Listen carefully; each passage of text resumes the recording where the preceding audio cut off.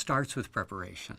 It starts with really designing an agenda that is thoughtful. I think you should view every board meeting like an event, like a retreat.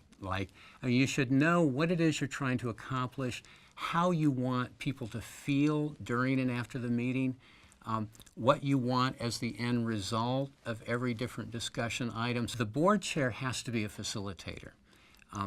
All great board meetings are interactive, in my opinion. It's when directors are talking amongst themselves about something and the answer, the solutions that are coming out is bigger than, greater than any one individual could have walked in with. So that interactive nature, it takes a good board chair to facilitate that and make sure everyone's participating. Sometimes the board chair has just got to start on his right and say, I want to hear from every single person, on this issue, and go right around the room, because it's really an obligation to participate in those types of meaningful discussions. We often break up into smaller groups and allow people to talk. Before we did that, we found that some people sit and let others do the work. The other thing that has really helped our board meetings become more effective is that I'm doing a lot less reporting. We use what's called a consent agenda. And what that means is that before the board meeting happens, we send out all the updates that the committees and I want to do, and people are expected to have read them in advance.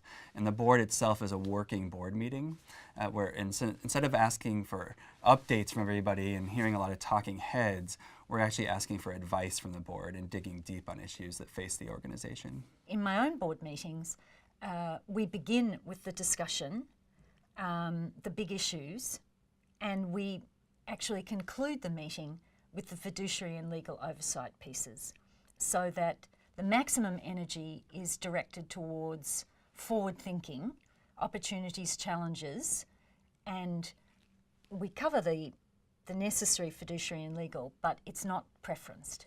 I also think that every effective board meeting is evaluated in some format.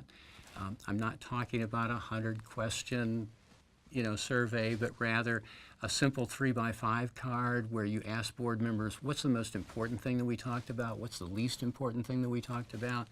And then finally, I guess, after an evaluation, I think a good board chair will summarize the major conclusions of the meeting and summarize any actions that the group has agreed on, so that when we walk out of the room, we all know what it is we've agreed on and what we're going to do now between now and the next board meeting. It's really important that board members enjoy the board experience, that they actually have fun together. We actually build in, at my organisation, Social Venture Partners International, we build in time for the board members to come in the night before, to have dinner together, where frankly we really don't talk about work that much. But we build relationships, trust, friendships.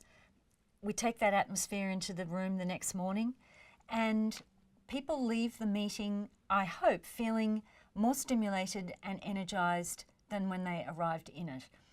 A board meeting where people leave feeling drained and tired is a board meeting that has failed in its purpose.